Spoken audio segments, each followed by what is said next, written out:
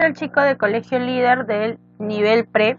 Esta semana en nuestro curso de Plan Lector tenemos nuestra 16ª práctica integral. Muy bien, primero vamos a comenzar con un texto. Yo voy a responder las dos primeras preguntas y ustedes el resto, ¿no? Veamos, texto número 1.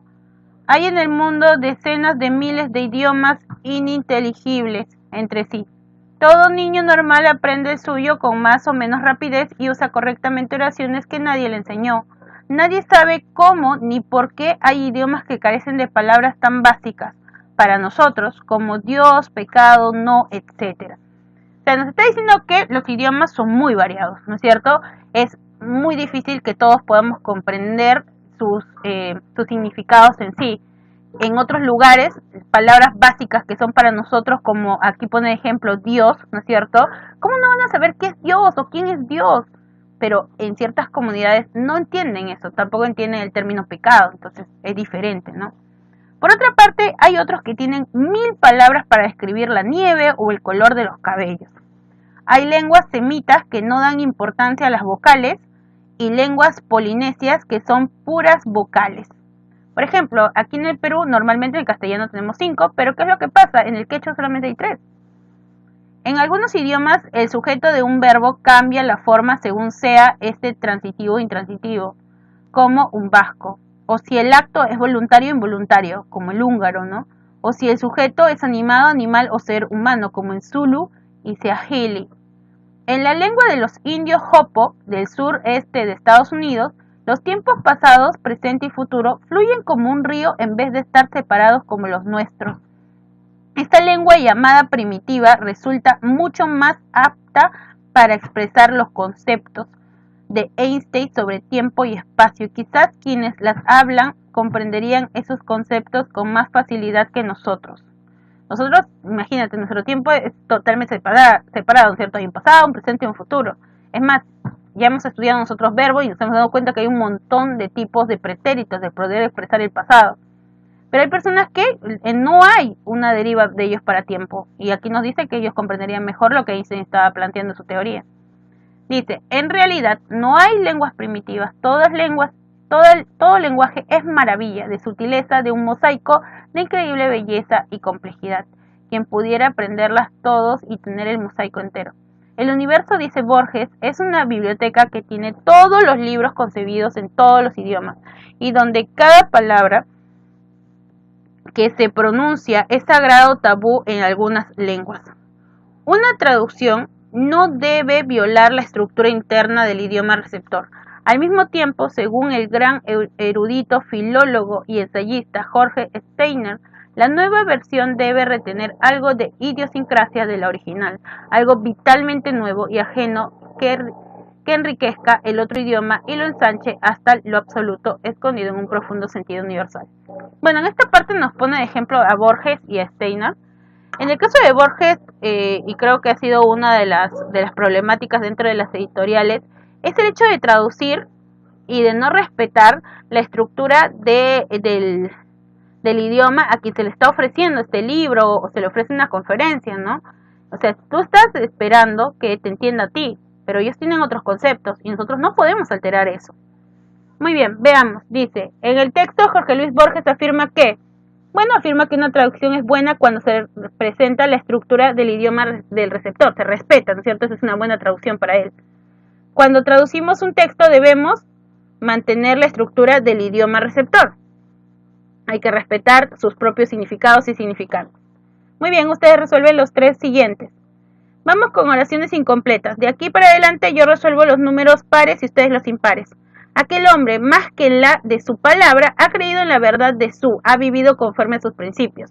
Quiere decir que ha vivido con lo que él ha visto, ¿no?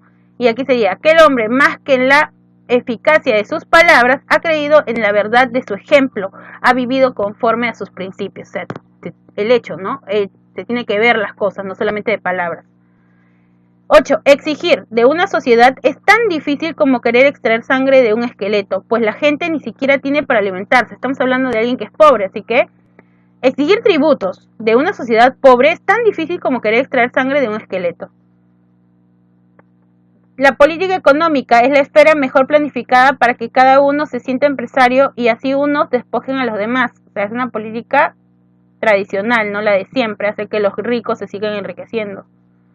12. Algunos nos quieren convencer de que la propiedad privada es un derecho natural del hombre, pero estaríamos mejor si aprendiéramos es decir, que demos, ¿no? Entonces sería compartir.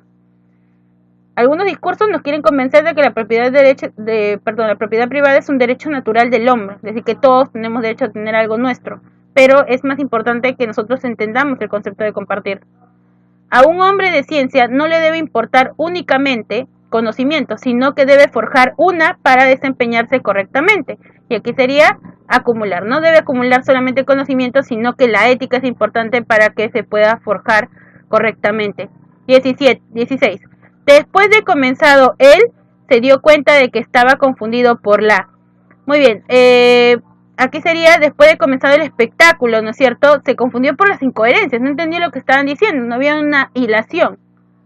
Muy bien, la 18. Un espíritu multiplica las fuerzas de una forma increíble, percibe las cosas con más claridad y un espíritu elevado, ¿no es cierto? Un espíritu celestial se podría llamar en estos casos, que percibe con claridad y nitidez. Muy bien, chicos, ahora continuamos con nuestros ejercicios de plan de redacción. Tenemos aquí en la 20 el individualismo. 1. Carácter insostenible del individualismo, al negar la realidad de las relaciones sociales. 2. Mill, representante del individualismo. 3. Concepciones de los filósofos sociales respecto al individualismo. 4. Evaluación de los pros y contras del individualismo. Bueno, vamos a iniciar con la número 3 porque me habla sobre el concepto de qué es individualismo según los filósofos sociales. Luego voy con la número 2, ¿no es cierto? Mill como representante de aquí. Luego esta pelea que hubo entre los pros y contras y por último el carácter insostenible del individualismo, ¿no? Mi clave la D. El taoísmo. El taoísmo viene de Lao Tse, ¿no es cierto? De él. Veamos, la 1. Las enseñanzas de Lao Tse están condensadas en un libro muy breve.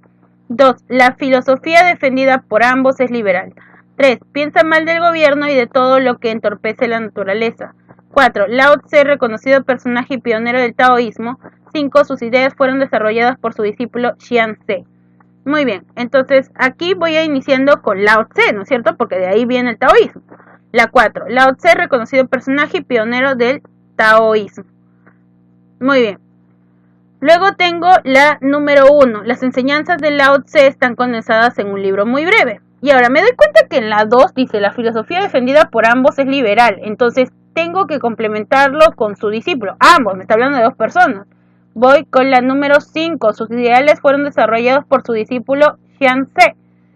Y tenemos aquí que dice la filosofía defendida por ambos es liberal. ¿Y cómo es esa filosofía liberal? La 3. Piensa mal del gobierno y de todo lo que entorpece la naturaleza. La B. 24. El gran descubrimiento de Lavoisier. 1. Importancia del papel del oxígeno en el descubrimiento de Lavoisier. 2. El aporte científico de Lavoisier. 3. La combustión, el descubrimiento básico de Lavoisier. 4. El científico establece, en efecto, que la combustión es una reacción química de oxidación, es decir, de unión del material que se quema con el oxígeno. Muy bien, inicio totalmente con el aporte científico de Lavoisier porque me dice el gran descubrimiento de Lavoisier. ¿Y cuál es ese descubrimiento? De la 2 paso a la 3, la combustión. ¿Y cuál es el que desarrolla esa combustión? La número 4. Muy bien, entonces sería la B. La 26, Georges Méliès, ¿no? 1. Entre sus 400 títulos destaca Viajes a la Luna. 2. Fue una figura representativa para el cine. 3. Descubrió la posibilidad del montaje. 4. De esta manera creó el cine de ficción. 5. Cómo hacer desaparecer y aparecer a los actores en su antojo. Muy bien, sería la número 2 porque me dice quién es Georges Méliès, ¿no? Fue una figura representativa para el cine. Luego, ¿por qué fue representativo? Porque descubrió las posibilidades del montaje. Luego, ¿cómo era ese montaje? ¿Cómo hacer desaparecer a los actores a su antojo? Y que debido a ello crea el cine de ficción. Y entre uno de esos está Viajes a la Luna. La clave, la A. 28. La física de Newton. 1. Los principios de los que partía la física de Newton se obtenían por vía inductiva. 2. Existencia de formas de razonamiento en la ciencia. 3. Presencia de la inducción y la deducción en la investigación física de Newton. 4. Mediante la práctica se comprobaban las conclusiones que se obtenían de estos principios. Muy bien, aquí estamos comenzando con la 2. Existencia de las formas de razonamiento en la ciencia, porque estamos yendo de manera general. Luego pasaría a la 3, ¿no es cierto? La presencia de esa inducción y deducción en la investigación física de Newton. Y a través de esa investigación científica hay unos principios, y eso está en la número 1. Mi clave, la C. La 30, la fantasía en la ciencia. 1. Presencia de la fantasía en la ciencia. 2. La fantasía como poder creativo del ser humano. 3. Papel de la fantasía en la elaboración de la hipótesis científica.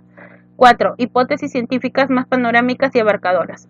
Muy bien, estoy iniciando con la número 2. La fantasía como poder creativo del ser humano. Está yendo de manera general.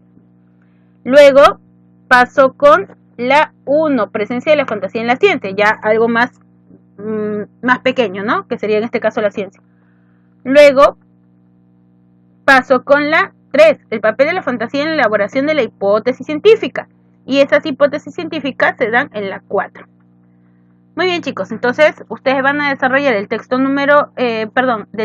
primer texto, las 3 preguntas que faltaban y los números impares de los demás ejercicios. Y así ha sido nuestra práctica de plan lector.